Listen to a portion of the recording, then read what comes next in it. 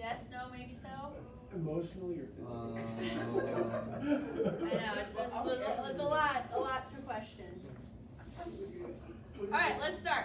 So, patient scenario. A wall collapses on a 44-year-old male with worker. He has a painful bruise and deformed right leg. He is tachycardic in the 40s, hypotensive, 80/40 with a mouth of 53, skin is moist and cool. What group had a patient like this?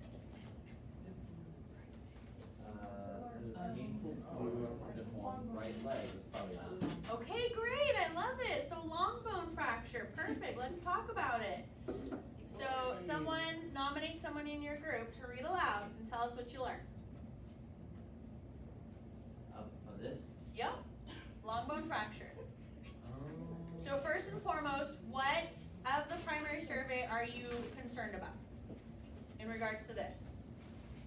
So A, B, C, D, E. Which one are you concerned about? Circulation. Okay, great. Why? Why is circulation a concern? Hypotensive, and also if it's along femur fracture, Okay. could be hemorrhaging. Okay, great, perfect. So high risk for hemorrhage, right? Excellent, okay? So what are some signs and symptoms that you would see with a long bone fracture? Either humerus or femur. Protruding, What'd you say? if it's open Okay, and you can see it. okay, If the foot is misaligned. or Okay. The arm is misaligned. mhm, If you can see that there's a bump in the limb almost. okay, If it's broken but not protruding. okay.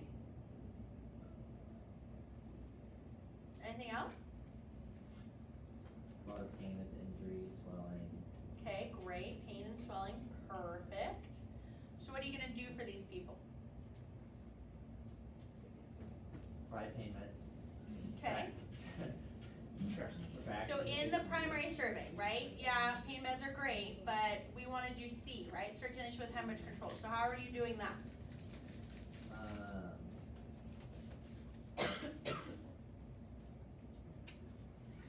Traction split.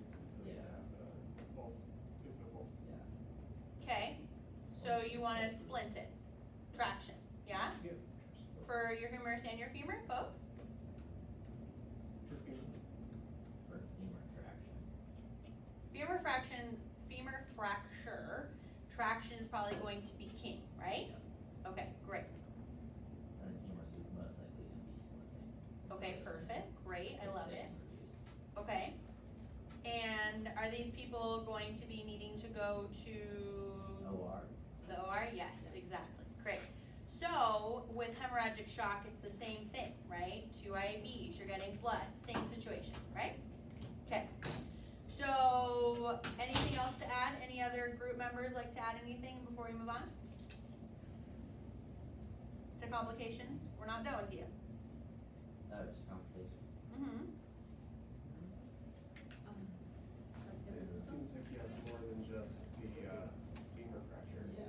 Who, this guy with the wall collapses on him? Uh-huh. Yeah, but right now we're focused on the femur fracture. Well, it collapsed on his leg, you know.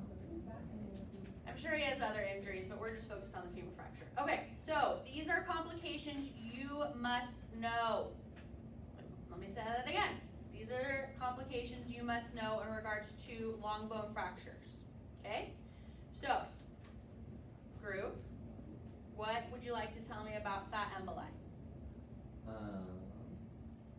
How can we prevent it and manage it? Overcovered fat.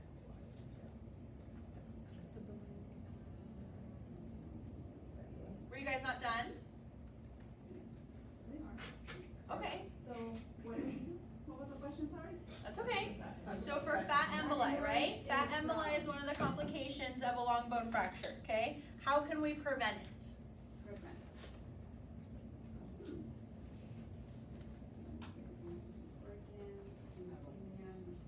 Prevent your early fracture immobilization. Okay? Say that again. Early immobilization. Okay. Early immobilization. Then, handling carefully. Okay. Check your- So don't be like- whatever you need to put on it. Okay, so immobilize it is probably, yeah, okay. So that's where the traction comes in, okay? And then management, if someone does have a fat emboli, what are you gonna do about it?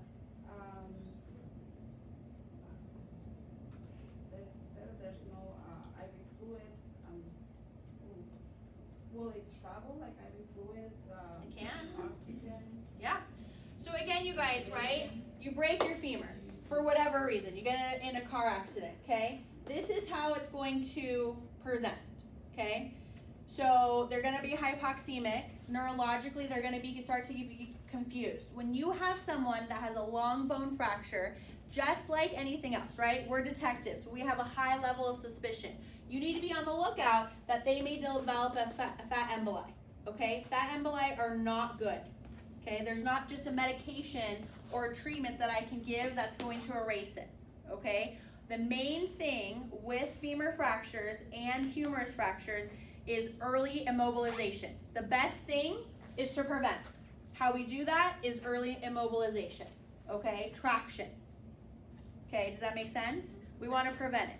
Now, if it comes to fruition that they develop a fat emboli, it's much like ARDS, okay, where you have supportive management. They're going to be ventilated, you're going to support their oxygenation, their blood pressure, things like that, okay? Possibly, maybe. So again, once you have it, you just have supportive care. So the main thing with this is to prevent it, okay? Does that make sense? Will we give any medications like vasopressors or anything like that, or? If you have, if you're, what am I saying, circulatory compromise, absolutely. Yes, 100%, yes. So again, once you have it, it's supportive care. It's maintaining oxygenation and perfusion, okay? Now, the other complication that we need to be aware about is the compartment syndrome. The 5 Ps, which are what? Pain, pallor, pulse, paresthesia, of pins and needles, and then paralysis. Perfect, exactly. So we need to be on the lookout that you could develop this, okay? What is the medical management for compartment syndrome? What is it? Surgery? A fasciotomy. Yep, you can do that at the bedside. It's happened many times at the bedside. Where you cut open their limb so the pressure is relieved, okay? Does that make sense? Nursing management, oftentimes you are assessing after the fasciotomy. A neurovascular assessment. What does that mean? It means that you are assessing their pulse, you're assessing their feeling, right? Does that make sense when I say neurovascular assessment? Okay. And then pain. Pain is going to be huge when you have a compartment syndrome. Okay. If it's not taken care of it right away, is that when they decide to amputate the leg, or depending on where it's happening, the compartment syndrome?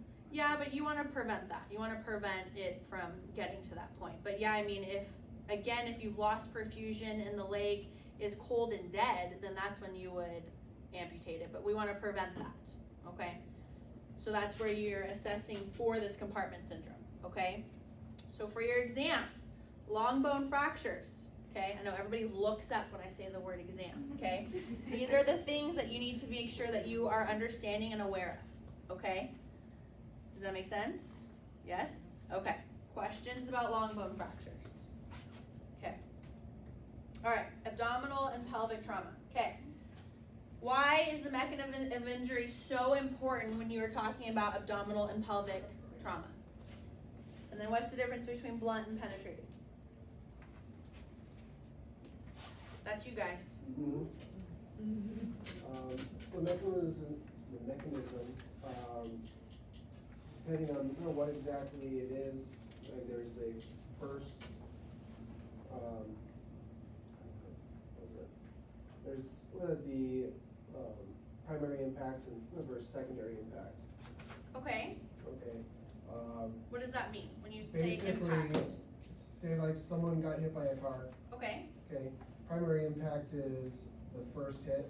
Okay. Secondary impact is everything moving around after that initial hit, which can also cause trauma. Okay. So what's causing the secondary impact, I guess? Is that basically the organs making other impact with the insides of your body. Okay, okay, so I guess I'm trying to understand, like, where is that impact happening? Like, so you get hit, like, with a steering wheel, right? You get in a car accident. And then where is that secondary, like, people moving them out of the car? Is that what you No, mean? it's like. Can I help you a little bit with this? Yeah. Okay, so mechanism of injury, why it's important is because, again, we're all detectives, right? Depending on what happens, like, are you hit by a car? Are you shot, right? By a gunshot, right? Or a shotgun, okay? So it's the velocity of the trauma that has happened, like it's physics, I know everybody hates physics, but that's going to predict what kinds of injuries you will encounter. I think that's what you were kind of trying to say. Yeah. Okay, so there's different, right? Blunt trauma could create more injuries, right, than penetrating trauma. Penetrating trauma is like a knife wound, okay? So if you have a knife in your flank over here, this may not affect this other side. If you have blunt trauma where you took a steering wheel to the abdomen or you took the dash to the abdomen, that's going to cause a lot more issues, right? It could impact a lot more organs. Does that make sense? Okay, so the mechanism of injury is important, okay? A knife wound, what's worse, a knife wound or a shotgun to the abdomen? Shotgun, right? More kinetic force, okay? More kinetic force is gonna cause greater injuries. Does that make sense? Okay, so within this, right, we have a lot of organs here, right? We have a lot of organs in our abdomen. So in the primary survey, what are we most concerned about? Circulation with hemorrhage control, right? Because again, depending on what the injury is, we are at high risk for bleeding, okay? Diagnostically, how are we figuring out what's going on in there? Maybe, but what's quicker than a CT scan? Can an x-ray tell me all the things I need to know? No. How about the FAST? I talked about it, right? The FAST ultrasound. Okay, that's super quick. It takes seconds. They put the ultrasound probe on the abdomen. You can figure out where the bleeding is happening very quickly, which may buy them a trip to the OR, okay? Now let's talk about your pelvic trauma. You wanna talk to me about that? That could also do people with damaged organs inside, and they still Okay. wanna keep it, put a binder on it to keep it Perfect. stabilized. I love it, I love it. How often are you assessing, you are not doing this, the physician is, assessing for instability? Do you guys know? Once, okay, once. Oftentimes you'll notice that people's legs will be uneven, like shorter, one will be shorter, okay? And one physician, not you guys, can assess for instability. They rock the pelvis, okay? You can only do that once before you immobilize it because it can cause significant bleeding, okay? Significant bleeding. Just like you said, right, there's a lot of organs here, okay? So what about you see ecchymosis on the abdomen? Would that be an expected finding if they took a steering wheel to the abdomen? Yeah, okay, perfect. Instability, their pelvic instability. Could that be an expected finding? Okay. What about if you listen and there's 0 bowel sounds? Is that expected? No, it's not expected. That tells us that there's more going on here, okay? That tells us that there's more going on here, there's more injury. So they're probably going to earn themselves to go to the OR to have an exploratory laparotomy, okay? So again, take home message with abdominal and pelvic trauma. What is the mechanism of injury? How is that important? What it tells, it's a prediction of the injuries that we could encounter with the patient, okay? High level of suspicion, okay? What's worse? The knife wound or the gunshot to the belly, the shotgun, right? More kinetic injury. This primary thing, we're concerned about bleeding, okay? That hypovolemic shock. Does that make sense?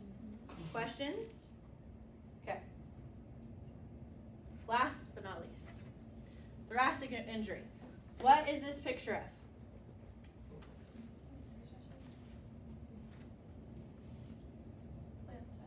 Flail chest, yeah, exactly. You wanna tell me about the flail chest? Have 3 broken ribs. Okay, Diagnosis. a little bit louder. Coswood, lymphoma, ball. Okay.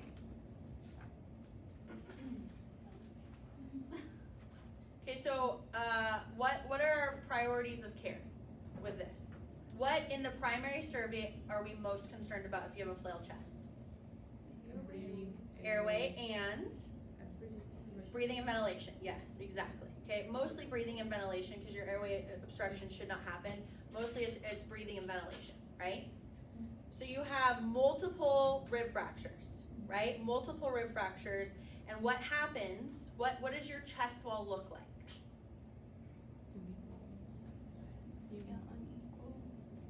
Okay, I see Alex doing this.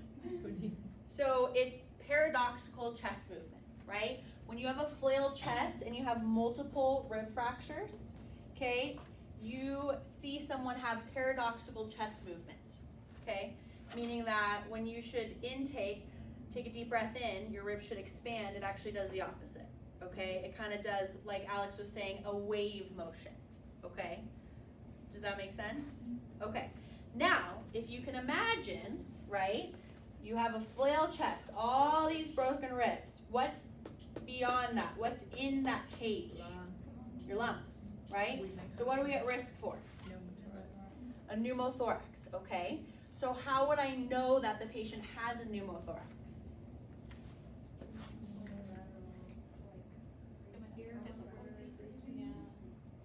Okay. Okay. What'd you say? The trachea.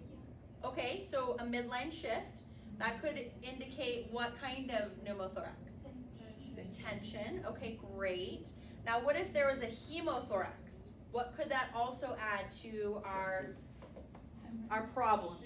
Circulation. Hemorrhage, yes, hemorrhage, circulation with hemorrhage control, we'd have to do that, right? Hemothorax means that there's blood in the lung where it should not be, okay? What is our treatment for all of the above? Chest tube, right? Tension pneumo, needle decompression, hemothorax is the chest tube. Okay, good. Okay, so let's say that it's not a pneumothorax, right? And it's just a contusion. Just a contusion where it's bruised on your lung. How is your patient going to present that way?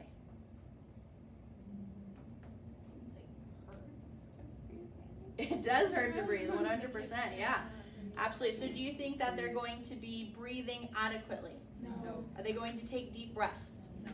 No. Okay. So anybody that has a pulmonary contusion are at high risk for intubation, right? They're going to need extra help because they are not taking adequate breaths. So their breathing and ventilation is at risk, okay? So again, we have to think about it, right? Make it make sense. You have all these broken ribs, what's in the cage? Their lungs, right? You're at risk for a pneumothorax, a hemothorax. The medical emergency is a tension pneumo, right? And then also that bruise. Contusions can happen anywhere, okay? You can have a myocardial contusion. You can have a lung pulmonary contusion, okay? Does that make sense? Questions about that? Okay. I feel like I'm pulling teeth right now, but we got this. Okay. Got a couple more. So, what? So, we are briefly going to talk about burns, but what I really want to focus on is I want to focus on the Parkland formula because this is the other part of your math that you're going to have to do, okay? So, I need you to review this, okay? I need you to go through yourself and review the difference between superficial, partial thickness, full thickness, and then full thickness that includes fat, fascia, and bone, okay? I need you to understand the difference. We used to do degrees back in the day, now we do this thickness business, okay? So, this is where we get to the fun part, right? I think it's fun. I uploaded this picture, yay for you, you get this picture on your exam, okay? So you don't need to memorize this. You will get this picture on your exam. What the point of the rule of nines is that this is going to predict the total body surface area of burns, okay? So, you will get this picture. How it works is you will be given a description of burns on the patient, and then you need to figure out what the percentage is, okay? So let's practice, okay? So let's say that we have both legs. So this, just so you know, this is the front of the body and this is the back of the body, okay? So you'll notice that the front is 9, the other leg is 9, and then the back is 9 and 9. Okay, so a whole leg, circumferential, that means front and back is what? What's a whole leg? 18. Perfect, thank you very much, okay? And then a whole arm, 4.5 and 4.5. Whole arm, circumferential is what? 9. Good, okay, great. So if I were to say that the entire right leg, front and back, is burned, and let's say the right side. Right side, right leg, front and back is burned, right arm, front and back is burned. What would be your TBSA? So this is 18. 18 plus 9 is what? 27. Okay. Do you understand how I got that number? Yes. Okay. So again, you will have this picture on your exam, and you'll have a description of the burns, and you will have to tell me the number associated with that. Yes? So the front and back, would you add them together or it's just one? You add them together. So if you say front and back of the knee, it's 9 and 9? Yes. Okay. Leg. Front and back of the leg. Oh, okay. Okay. Does that make sense? Yeah. And then we're thinking, right? We're using our critical thinking. So if you say thigh, what would be half of your leg? Like your full thigh. 4.45. Do you mean half of 9? Half of 9. Half of, so your whole leg is 18, right? Oh, 9. 9. Okay, so 9 and 9. Does that make sense? Yeah. Okay. It won't be that complicated, okay? I'm not gonna make it where it's trickery and it's gonna be like where I'm like, you have an ear, a right ear, and you have the left chin. It's not gonna be like that. It will be straightforward, okay? Do you have questions about this? No? Okay. So, you have an extra PowerPoint that can also help guide you that I want you to take a turn. We don't really have a lot of time to talk about this, okay? But what I do need to point out with physiological change from severe burns is that all of these things are involved, okay? Cardiac, pulmonary, GI, and kidneys. All of those things are burned. See, I'm tired too. Involved, okay? So the take-home message with this is that the patient that's burned is in severe hypovolemic shock, okay? Severe hypovolemic shock. And so we can imagine, and that's why we're gonna talk about the Parkinson formula, is that we are going to be giving them large volume of fluids, okay? They need fluids, okay? So they are going to be hypovolemic. That's how their heart is going to be involved. Cardiac-wise, they're gonna be tachycardic, hypovolemic, okay? The fluid is gonna be where it's not supposed to, depending on their TBSA, how much of their body is burned. They're going to have edema. Okay, fluid is not going to be where it's supposed to. Lung-wise, it again depends. When you think burns with pulmonary, I need you to be thinking about inhalation injury. Okay, inhalation injury. I don't know how else I can be more clear. Inhalation injury. Okay, with burns, you need to be thinking inhalation injury. Anytime you see that you have someone that's talking about that they have soot or carbonaceous material around their mouth, their face is burned, their neck is burned, you need to be thinking they have inhalation injury and they need to be intubated. Okay, airway protection. How you look at burns is exactly how you look at trauma. Okay, you are still utilizing the primary survey to treat a burn patient. You are using A, with cervical spine precautions, airway with cervical spine precautions, B, breathing and ventilation, C, circulation with hemorrhage control, D, disability, and then E, environment. It's going to change a little bit, right, because we have someone that's burned, but it's the same. Same assessment, same interventions. Okay, you cannot move on until you fix the other problem. Does that make sense? Okay. Let's see. GI with burns, you need to be thinking about, you have impaired mobility, right? You have motility. Motility, absorption is going to be a problem, okay? And then oftentimes you have a loss of mucosal barrier. That's one of the side effects of burns with GI. So again, these people, we have to feed them, just like everything, right? Remember I told you that's a theme. Perfusion's a theme, GI and enteral feeds is a theme. You have to feed these people. The problem is that they are going to be in a hypermetabolic state. So what their metabolic demands are normally are going to be heightened because they are burned. Okay, does that make sense? Okay, and then, right, we've talked a lot about this. How I know that my fluid resuscitation has been successful is what? Urine output. That's where the kidneys come into play, okay? That's where the kidneys come into play. And then think about what type, with these patients, what are they at risk for? Their skin, right, is your largest organ, and it's the one that protects you from the outside. They don't have any more skin because it's burned off. So what are they at risk for? Infection. Yes, they're at high risk for infection.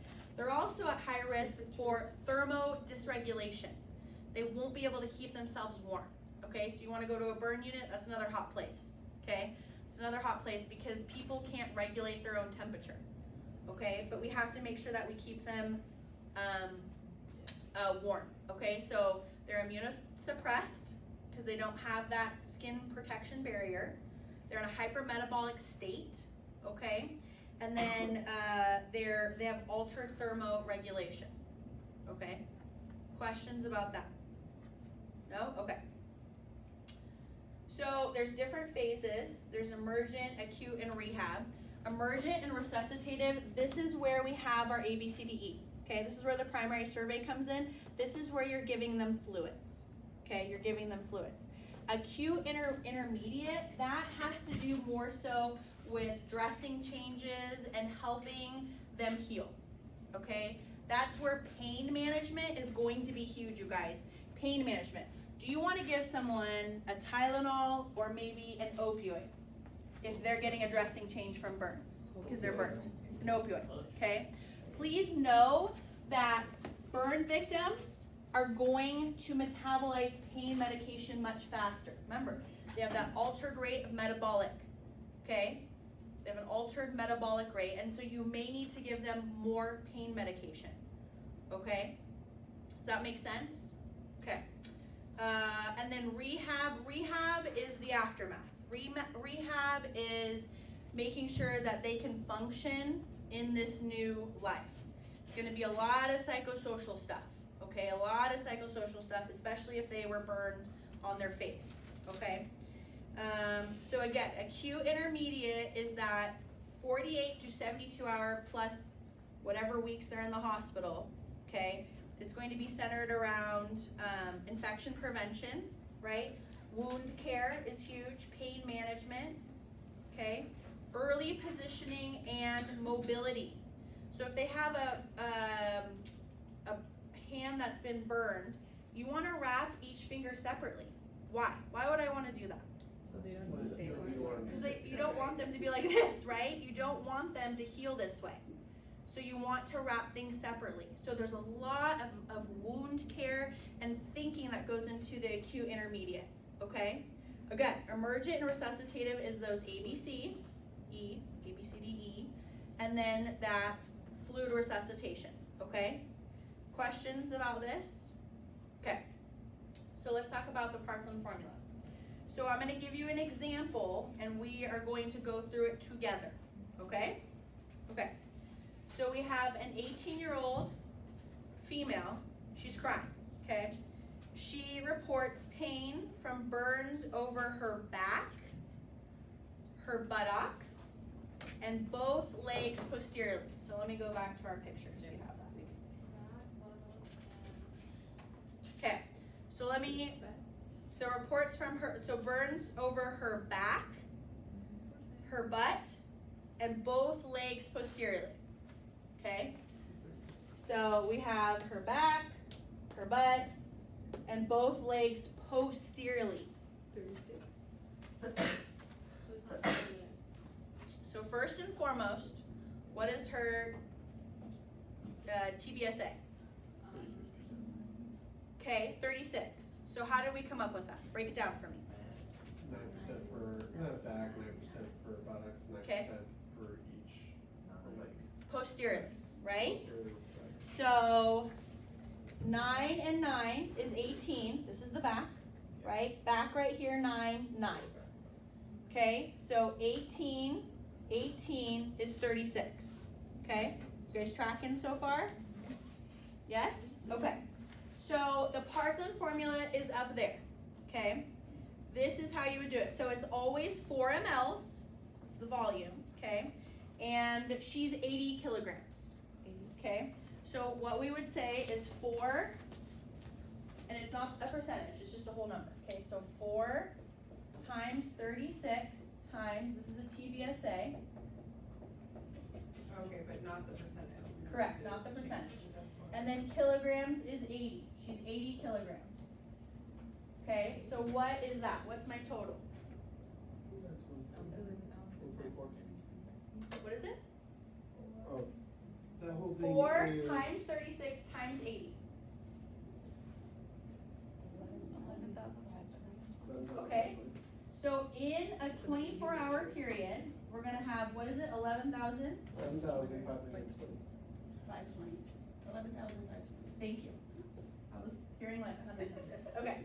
So in a 24-hour period, she is going to get 11,520 mLs. Okay? Okay.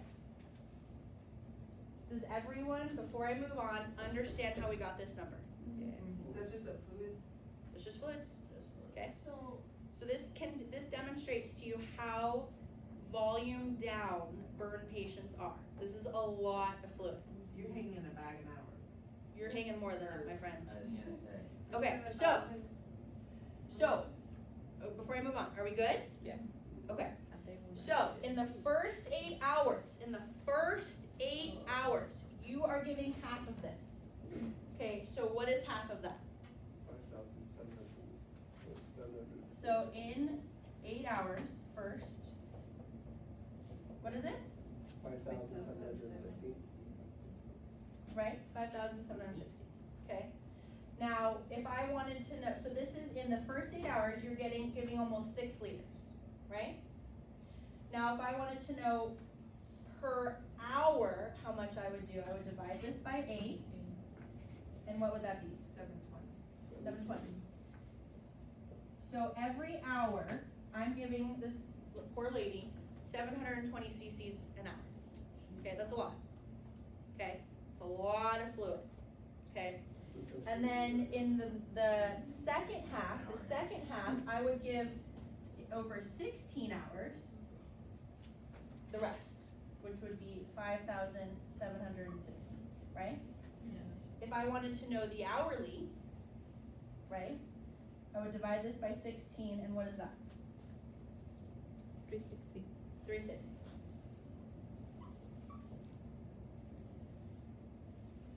Per hour. Okay. You will have to do math like this. Okay? Pay attention to what the question's asking you. Okay? Pay attention to it.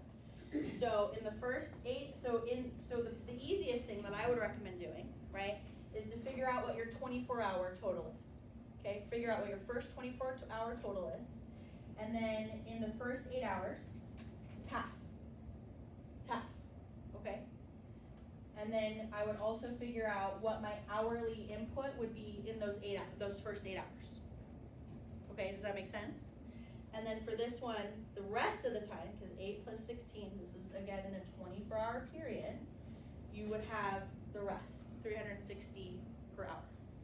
Okay, how do I know that this patient with all of these 11 liters, almost 12, right? I mean 11.5 essentially. How do I know that I fluid resuscitated her?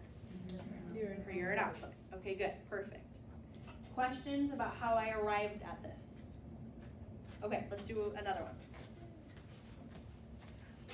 Okay, so we have a 70-year-old male is coughing, wheezing, and I can't say that. coughing up carbonaceous material. His voice is hoarse and responds to only painful stimuli. Okay. There is erythema, blisters, and charred skin on the anterior chest and abdomen walls, and circumferential burns of both thighs. Okay, so let me say that again. Okay, so he's hoarse, only responds to painful stimuli, things are not well for him. He's coughing up carbonaceous material. He has erythema, blisters, charred skin on the anterior chest and abdomen. Circumferential burns of both thighs. Okay? And he's 110 kilos.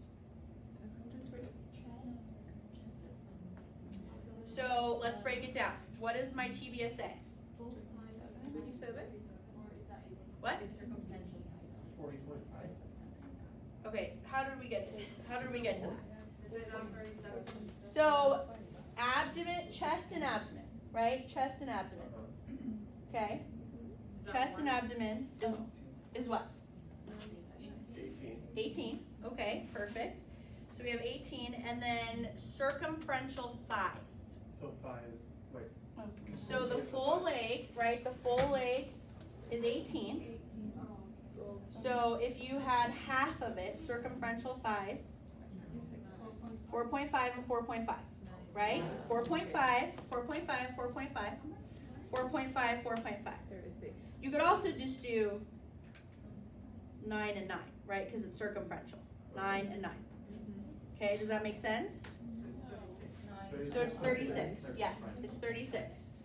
Does everyone understand how we arrived at that? Yes? This is harder than your exam. Don't worry. These are harder than your exam, okay? So, 36, right? So we did 36. Is the face not included because of the? I just talked, I never said he was burned on his face, right? But he is coughing up carbonaceous material. He's wheezing, right? So that can tell us what? We need an airway. Airway involvement. Listen up, guys. Airway. The wheezing, coughing up carbonaceous material, right? I didn't say he was burned on his face. Okay, so again, with that gentleman, we are worried about airway, okay? Anytime someone's coughing up any sort of carbonaceous soot, right, black stuff, we need to be thinking about airway. Just like with our spinal cord injuries, the longer we have an inhalation injury that you don't have an ET tube in, the harder it's gonna be able to go because of that swelling inflammation, right? Anybody ever seen that Grey's Anatomy episode that we talked about, right? She's talking to you 1 minute, next minute they can't get an airway because it's closed up, but she was fine, right? That's what inhalation injuries are. Anytime you suspect one, intubate them. Okay, so we talked about, we came to 36, right? So 4 times 36, that's our TBSA, and then I said 110 kilos. So what is my total 24-hour total? So 4 times 36 times 110. 15,840. Excellent. Okay. So in the first 8 hours, okay, what am I giving? It's half, right? What is half of this? 7,000 what? 920. Okay, great. So if I had to do an hourly situation, what would that be? So divide by 8. 900 what? 990. A lot. mLs per hour. Okay? And then the rest, 16 hours, right? Okay, that's so great. It's the rest. So that's another the half, right? 495. Divided by 16, 495 mLs per hour. Okay, great. Questions about how we arrived at this? No? You guys doing good? You want to practice one more? Sure.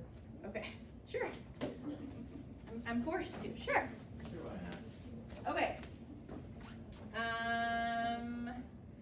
Let's do 74-year-old female, arms, face, back, and chest.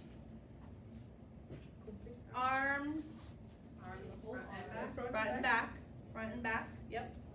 Front and back, face, back and chest.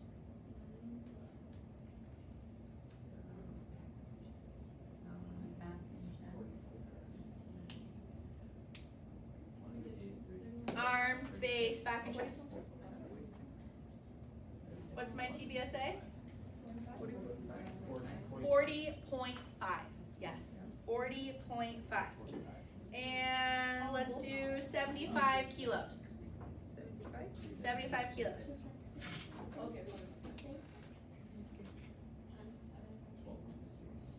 So 4 times 40.5 times 75 is what? 12,150. Excellent. What am I giving in the first 8 hours? 6,000 what? 75. Perfect. Excellent. And then what is that in the first 8 hours hourly? What am I giving? Perfect. Good. Do you understand how this works? Yes. Okay. Again, the easiest way to do this, so you do not get confused. First, do your 24-hour total. Your total. Okay? Then write this out, you guys, or you're gonna get confused, I can guarantee it. Okay? Write this out. So in the first 24 hours, you're giving this. In the first 8 hours, you're giving this total, and then figure out, even if the question's not asking it, figure out what your hourly input is. Then the second half, the 16 hours, again it's half, so 5,007 is the same number, and then find out what your hourly, and then read your question. What is it asking me for? Is it asking me for the total number in the 8 hours? Okay, or is it asking me the hourly? Okay, does that make sense? So again, your math for the burn section, you will have this picture, this detailed picture, rules of 9, okay? You will have straightforward instructions as to what I'm talking about, okay? And then you will have, the other math is the Parkland formula, okay? Figuring out how much fluid to give. Does that make sense? Questions? No? Okay. Okay, so, you will take your exam today at 15:30. Please do not wait until 4:30 to start. Okay, you'll have 102 minutes, 58 questions. I am available to you. If you run into any sort of situation, take a deep breath, email me, we will figure it out together, okay? Make sure you're doing an environmental scan. You don't want me to email you and ask you if you were cheating. That's not what we want to do, okay? So make sure you're doing a thorough environmental scan, okay? Yes, it records you. Just be aware of that, okay? If you talk to yourself, that's fine, but make sure you're alone if you're talking to yourself, okay? Your next test will be on Monday.